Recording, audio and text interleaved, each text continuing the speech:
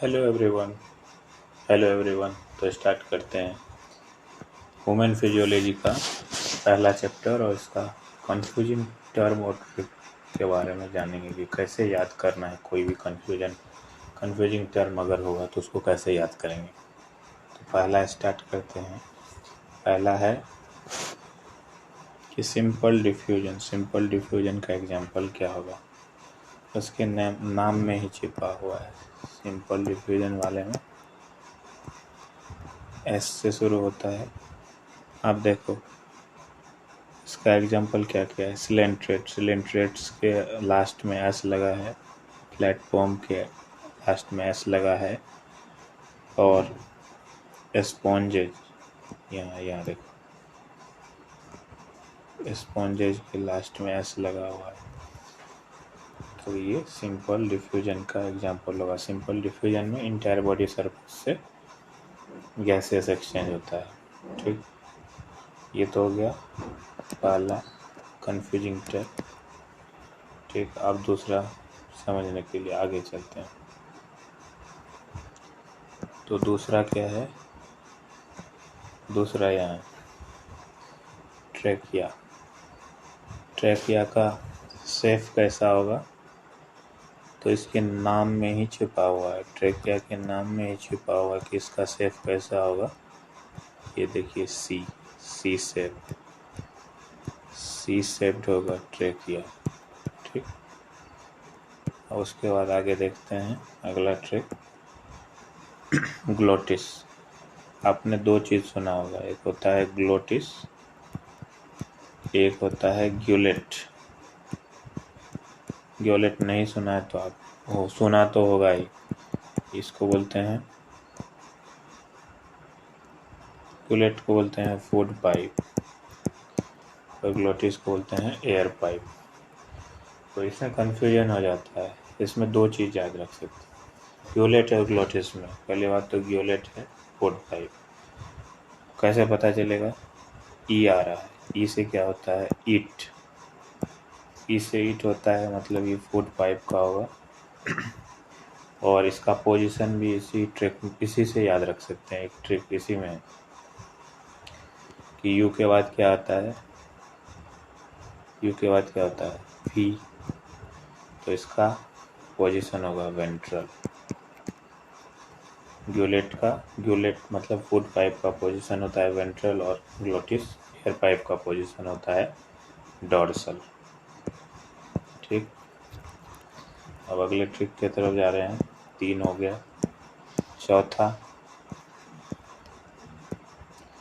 अपन को चौथा यहाँ है, देखो आप यहाँ एक्सपायरेशन में अपने को क्या याद रखना है कि डायफ्राम का पोजीशन क्या होगा। डायफ्राम का पोजीशन क्या होगा? इसके नाम में ही छिपा हुआ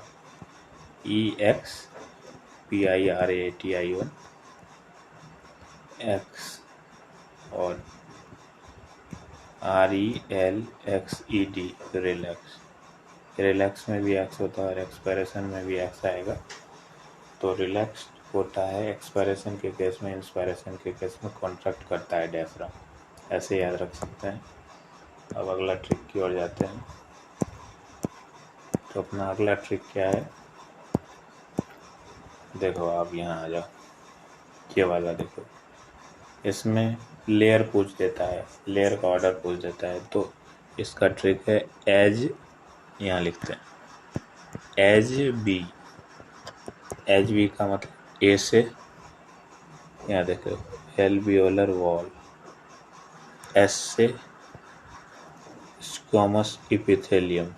ठीक, बी से बेसमेंट सबस्टेंस, और ई से ये हो गया इंडोथेलियम ऑफ ब्लड कैपिलरी। तो पहले क्या होगा? ये, फिर ये, फिर ये, 1 नंबर 2 नंबर 3 नंबर। पहले होगा एल्वियोलर वॉल जो कि स्क्वामस इपिथेलियम से बना है। बी से क्या होगा? बेसमेंट सबस्टेंस, और ई से क्या होगा? इंडोथेलियम ऑफ ब्लड कैपिलरीज। ठीक है, अब अगले ट्रिक की ओर जाते हैं। तो अपना अगला ट्रिक क्या है? अपना अगला एक तो यहाँ से निमोटैक्सिक सेंटर। ये कहाँ प्रेजेंट रहेगा, मेडुला में या पोन्स में, इसमें कंफ्यूजन हो जाता है आदमी को, मेडुला या पोन्स, तो ये होगा पोन्स में। पी से निमोटैक्सिक सेंटर, पी से पोन्स, पी से निमोटैक्सिक सेंटर, पी से पोन्स, ऐसे याद रख सकते हैं। ठीक, और एक ट्रिक और बाकी है, ये है अपना ये पास में इधर ये देखो आप, कार्ब एमिनो हीमोग्लोबिन।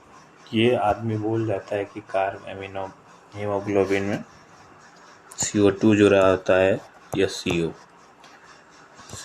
या CO2 मतलब कार्बन डाइऑक्साइड, CO मतलब कार्बन मोनोऑक्साइड। तो इसको याद रखने के लिए आप ऐसे याद रखो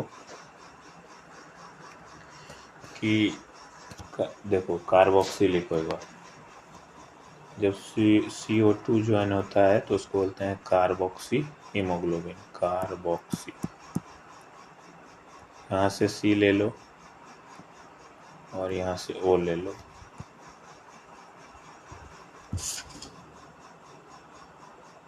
सॉरी मैं उल्टा बोल गया। कार्बोक्सी हीमोग्लोबिन कब बोलते हैं,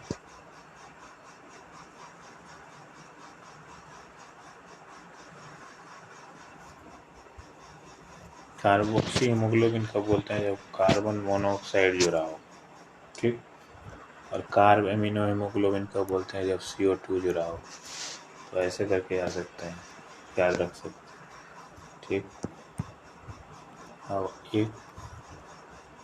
एक और बात बताना है आप, ऐसे दो चीज़, एक और कन्फ्यूजिंग टर्म, ये तो वैसे केमिस्ट्री का है, pH is inversely proportional to 1/H positive के कंसंट्रेशन। अगर pH बढ़ेगा तो H पॉजिटिव का कंसंट्रेशन घटेगा। जैसे बेस के केस में pH बढ़ जाता है, H पॉजिटिव का कंसंट्रेशन घट जाता है।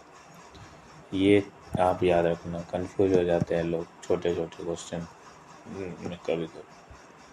अब एक और याद रखना है आपको, नहीं सारा ट्रिक क्लियर हो गया, अगर कोई और होगा तो मैं आपको बता दूँगा। Thank you.